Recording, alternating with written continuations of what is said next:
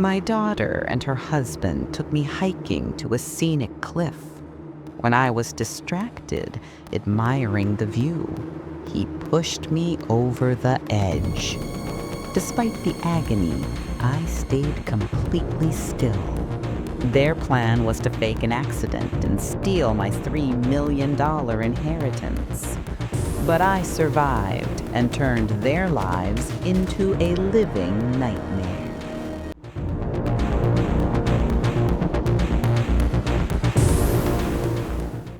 I should have seen it coming when Sarah suggested the family hiking trip. My 35-year-old daughter never suggested anything that didn't benefit her directly. But there I was, 6 months after burying my husband, Robert, desperately craving any connection with my only child and her husband, Michael. "Mom, you've been cooped up in that house too long," Sarah had said during her rare phone call 3 weeks earlier. "Michael found this gorgeous trail in Colorado. The autumn colors are supposed to be spectacular this time of year. It'll be good for you to get some fresh air." Fresh air. As if grief could be cured by elevation and exercise. But I agreed because I missed her. Missed the family dinners, missed feeling like I mattered to someone. Robert's death had left me wealthy, but utterly alone. And Sarah knew exactly which buttons to push. The drive to Cliffside Trail took 2 hours from Denver. Michael chatted enthusiastically about his new promotion at the investment firm, while Sarah scrolled through her phone in the passenger seat. I sat in the back like a child, watching the landscape change from suburban sprawl to rolling hills dotted with golden aspens. "This is perfect weather for hiking," Michael said, adjusting his designer sunglasses. "Not too hot, not too cold, and the visibility today is incredible." The trailhead parking lot was nearly empty on this Tuesday morning. Most sensible people were at work, not dragging their recently widowed mothers up mountain paths. But Michael had insisted Tuesday was better. Fewer crowds, better photo opportunities. "Let's get some pictures before we start," Sarah said, suddenly animated. She pulled out her phone and began taking shots of the three of us by the trail marker. "Mom, move a little to the left. Perfect, this is going to be such a nice memory." "Not really," she replied, her voice distracted. Memory. The word should have triggered alarm bells, but I was too grateful for her attention to question anything. The trail began gently, winding through stands of aspen and pine. Michael carried a large backpack filled with water bottles, granola bars, and what he called emergency supplies. Sarah walked between us, occasionally linking her arm through mine, in a gesture that felt more performed than genuine. "Remember when we used to hike when you were little?" I asked her, as we navigated a particularly rocky section. "Not really," she replied, her voice distracted. "Michael, how much further to the viewpoint?" "About another mile," he said, checking his GPS watch. "Trust me, it's worth it. The cliff overlooks the entire valley." Cliff. Another word that should have raised red flags, but I was 65 years old, reasonably fit, and confident in my ability to handle a moderate hiking trail. What I wasn't prepared for was my own family's capacity for betrayal. The viewpoint was everything Michael had promised, a dramatic granite outcropping that jutted out over a 200-foot drop into a rocky ravine below. The autumn foliage spread out like a patchwork quilt, breathtaking in its beauty. "Isn't this incredible, Mom?" Sarah said, suddenly solicitous. "Come closer to the edge. You can see the whole valley from here." I should have noticed how they positioned themselves behind me.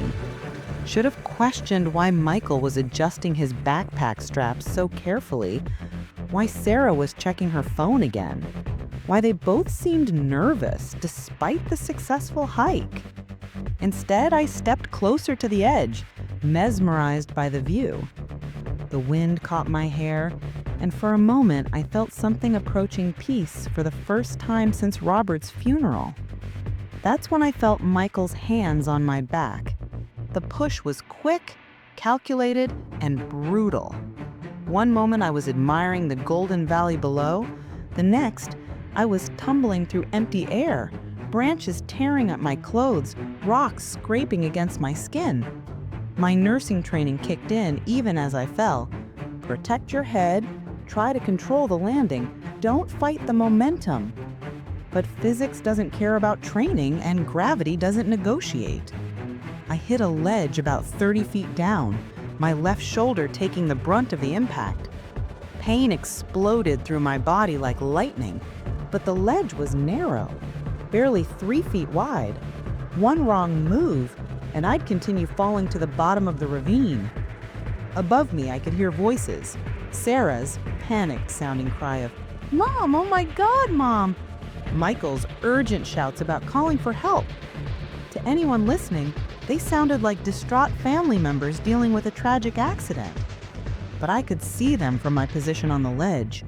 Sarah was looking down, not with horror, but with calculation. Michael had pulled out his phone, but he wasn't dialing 911. He was texting someone.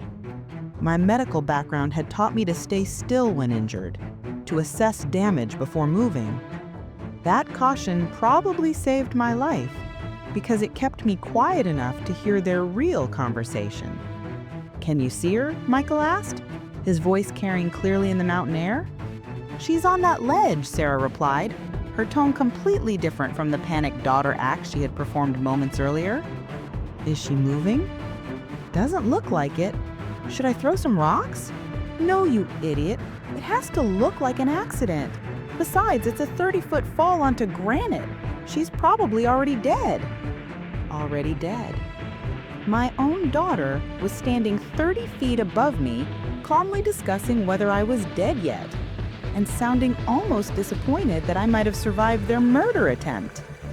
I forced myself to remain perfectly still, even though my shoulder felt like it was on fire and I could taste blood in my mouth. Every instinct screamed at me to call out, to let them know I was alive, to beg for help. But something deeper, some survival instinct born from 65 years of being underestimated, kept me silent. The lawyer said, "The will reading is next week. $3 million in investments, plus the house. We can pay off the credit cards, the mortgage, maybe even buy that place in Aspen you wanted."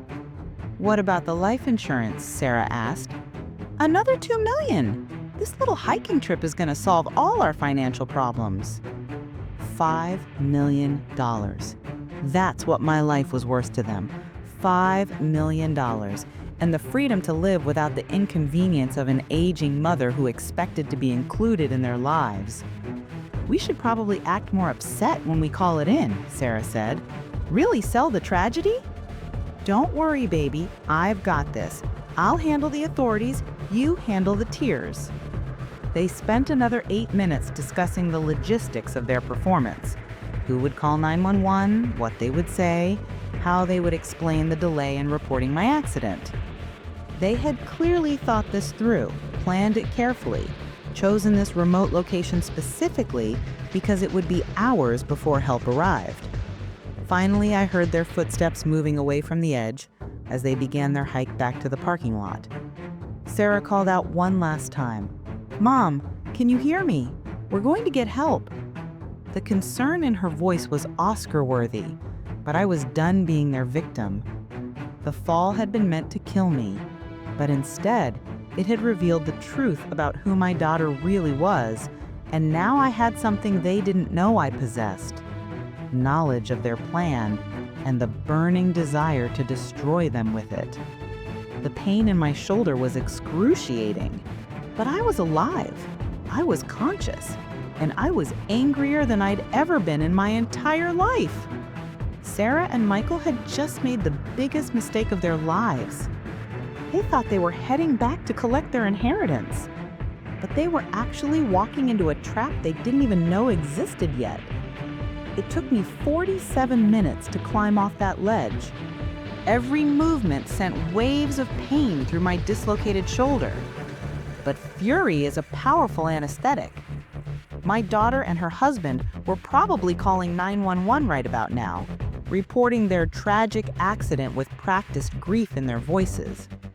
The climb down from the ledge was treacherous. but my nursing training included basic first aid and emergency procedures. I knew how to splint an arm, how to move with a dislocated shoulder, how to find handholds on rock faces, skills I'd learned in wilderness medicine courses that Robert had encouraged me to take years ago. "You never know when you'll need to save someone's life," he used to say. He just never imagined I'd be saving my own from our daughter. By the time I reached the bottom of the ravine, I could hear sirens in the distance. The emergency vehicles were arriving right on schedule, just as Sarah and Michael had planned. I followed a creek bed that ran parallel to the main trail, staying hidden in the tree line until I reached the road about half a mile from the parking area. A tourist couple from Texas stopped when they saw me stumbling along the roadside, my clothes torn and blood on my face. "Ma'am, are you hurt? Do you need medical attention?" I took a fall on one of the trails, which was technically true. "Could you drive me to the nearest urgent care clinic? I think my shoulder is dislocated." They were kind people, the sort who would help a stranger without asking too many questions. I made up a story about hiking alone, taking a wrong turn, slipping on loose rocks. They tisked sympathetically and drove me to a clinic in the next town over, insisting on waiting while I got checked out. The doctor confirmed my shoulder was dislocated, along with several nasty scrapes and what would become spectacular bruises. "You're lucky," he said while resetting the joint. "Falls like that can be fatal at your age." At my age, everyone kept reminding me how old I was, how fragile, how lucky to be alive. But I didn't feel lucky. I felt dangerous. I paid cash for the treatment, giving a false name and address. No insurance cards, no paper trail. As far as the medical system was concerned, a woman named Helen Roberts had been treated for hiking injuries. Margaret Thompson was still lying dead at the bottom of a cliff, or so her family believed. The Texas couple offered to drive me home, but I declined, claiming my son was coming to pick me up. Instead, I took a taxi to a motel on the outskirts of town, paid for 3 nights in advance, and settled in to plan my revenge. The news report that evening was exactly what I expected. Local woman dies in hiking accident. There was a brief interview with Sarah and Michael, both looking appropriately devastated. Sarah had managed to produce real tears, which was more acting ability than I'd given her credit for. She loved the outdoors, Sarah told the reporter, her voice breaking. She just wanted to see the autumn colors one more time. If only we'd stayed closer to her. If only we'd been more tearful. Michael wrapped his arm around his wife protectively. "Margaret was like a second mother to me," he said. "We're going to miss her terribly. She lived such a full life, and she died doing something she loved."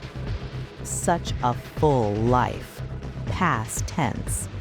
In their minds, I was already buried and forgotten, nothing more than a bank account waiting to be emptied. I spent the next 2 days watching them from a distance. They went through the motions of grief beautifully, meeting with funeral directors, accepting condolences from neighbors, playing the part of a devastated family. But when they thought no one was looking, I caught glimpses of their real selves. Michael researching luxury cars on his phone while sitting in the funeral parlor. Sarah browsing vacation rental websites during what was supposed to be a somber dinner with Robert's old friends. They weren't mourning my death, they were celebrating their windfall. The will reading was scheduled for the following Monday. I learned this by calling my attorney's office, disguising my voice as Sarah's assistant. The entire estate, house, investments, life insurance, would officially transfer to my grieving daughter within the week. But here's the thing about being dead. It gives you remarkable freedom to act without consequences. Dead people don't have reputations to protect, relationships to maintain, or social conventions to follow. Dead people can be absolutely ruthless. And I had 6 days to become the most ruthlessly effective dead person who ever walked the earth. Being dead is surprisingly liberating. I spent the 3rd day after my murder doing something I'd never done in 65 years of law-abiding life. I broke into my own house. Sarah and Michael were at the funeral home, making arrangements for my memorial service. Nothing too expensive, of course, since they were still pretending to be financially struggling. I knew their schedule because I'd been following them, and grief-stricken relatives are remarkably predictable in their routines. The spare key was still hidden under the fake rock by the back patio, exactly where Robert had placed it 5 years ago. Walking through my own home as a dead person was surreal. Everything looked the same, but I could see it through Sarah and Michael's eyes, not as my sanctuary, but as their jackpot. The Waterford crystal collection, the antique furniture, the paintings from our European trips, all of it about to become theirs, along with the insurance money. I headed straight for Robert's study, where he'd kept all our important documents. Sarah and Michael had already been through here. They'd probably been looking for investment statements and insurance policies, calculating their windfall. But they missed what I was looking for: Robert's old recording equipment. My husband had recorded everything: business meetings, phone calls, conversations. His paranoia was going to save my life. I spent 2 hours installing a surveillance system worthy of the FBI. Tiny microphones in their bedroom, living room, and kitchen, all feeding into a hidden basement recorder. While I worked, I reflected on the woman I had been 3 days ago. Trusting, naive, desperate for my daughter's love. That woman was gone. I planted fake financial documents, suggesting Robert had debts, making Sarah sweat before the will reading. Before leaving, I looked at family photos. Sarah as a baby, at school, her wedding. The sweet child was gone. The woman before me was a stranger. My phone buzzed. A text from Mrs. Chen. Even my neighbors believed I was dead. I replied, "Thank you for your kindness." That grateful woman was gone. The memorial service was held on Saturday at the Methodist Church. I watched from my rental car across the street, disguised in a brown wig and oversized sunglasses. The turnout was respectable, about 40 people. Michael gave a flawless eulogy, and Sarah wept beautifully, designer tissues and perfect makeup. After the service, I followed the small group to my house for the reception. Sarah had opened the good wine and hired caterers. I parked 3 houses down and activated the recording system from my phone. Through the microphones, I could hear everything. "The insurance adjuster is coming Monday," Michael told Sarah, quietly discussing the accidental death claim. They laughed about traveling and spending my life insurance money. I gripped my phone tighter. Playing the grieving daughter was exhausting for her. Once the insurance money came, they could live like royalty. Sarah casually said she felt bad about the hiking accident. I recalled the browser history on Michael's computer. They had planned it all. Their conversation revealed the cold calculus behind the murder. 20 years of family dinners, birthday calls, Christmas gifts, gone if they acted quickly.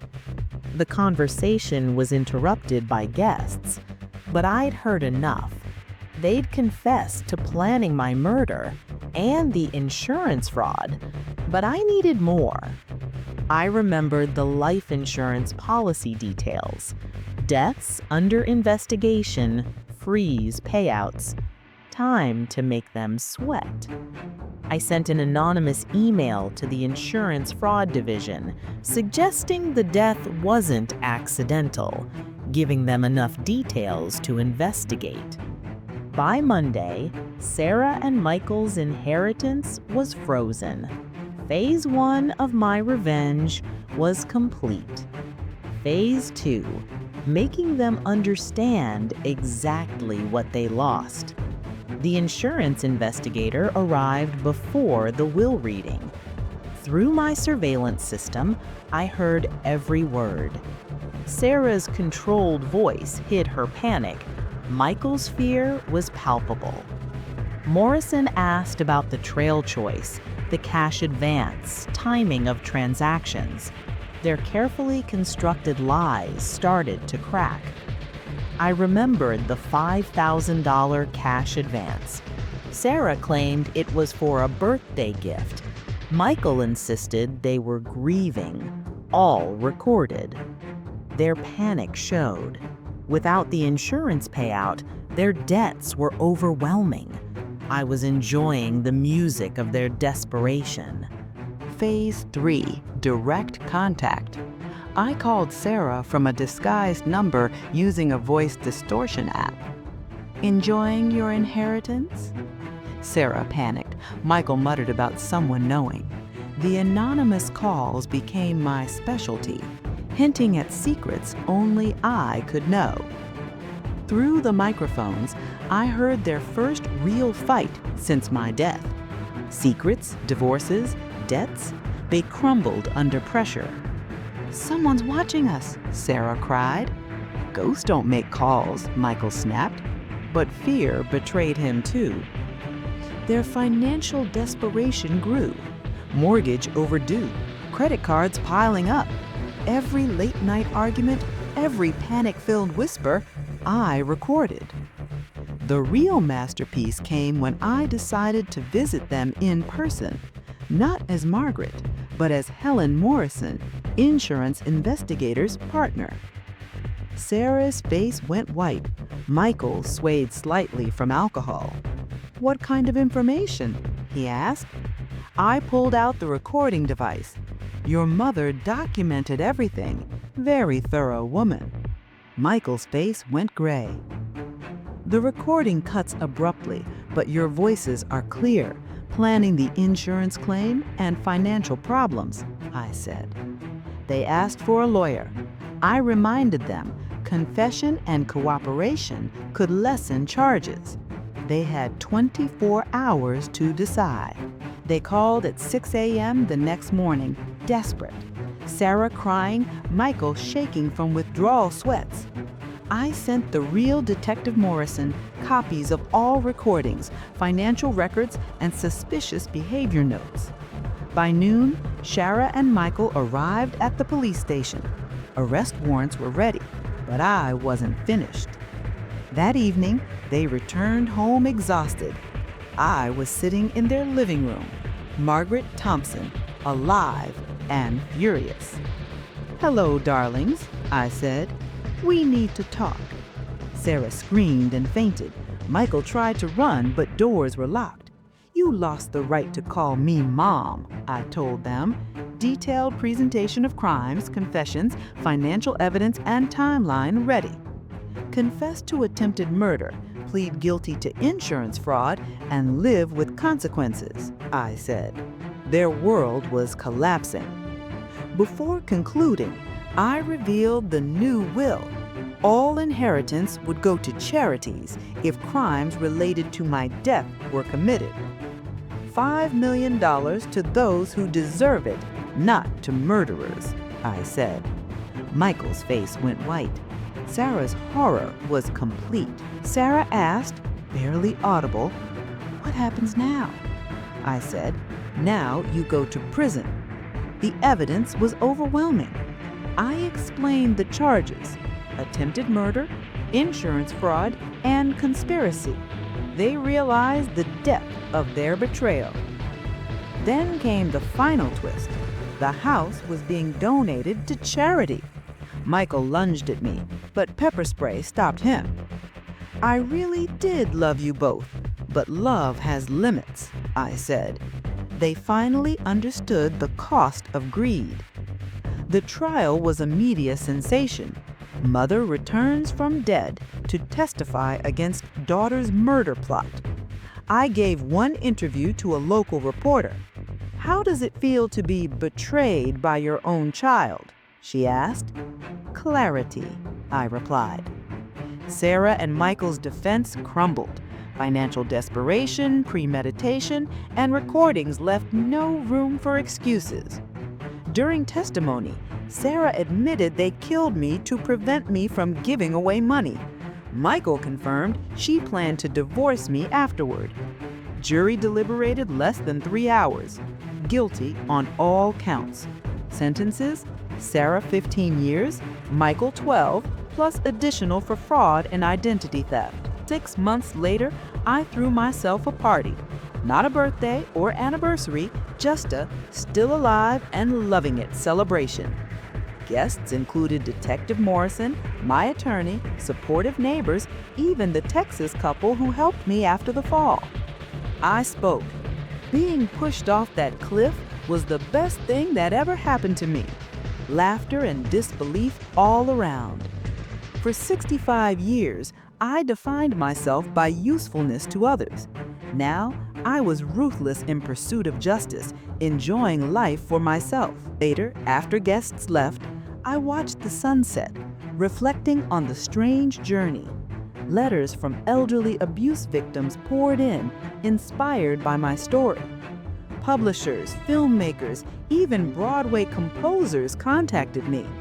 Most meaningful, a spokesperson role for elderly abuse victims. Phone rang. State prison. Sarah Walsh calling collect. "Will you accept the charges?" "No," I said, and hung up. Some bridges once burned should never be rebuilt. I had a new life, valued for who I was, not what I provided. Sarah and Michael tried to kill me for $5 million they would never get. Instead, I gained strength, wisdom, and freedom.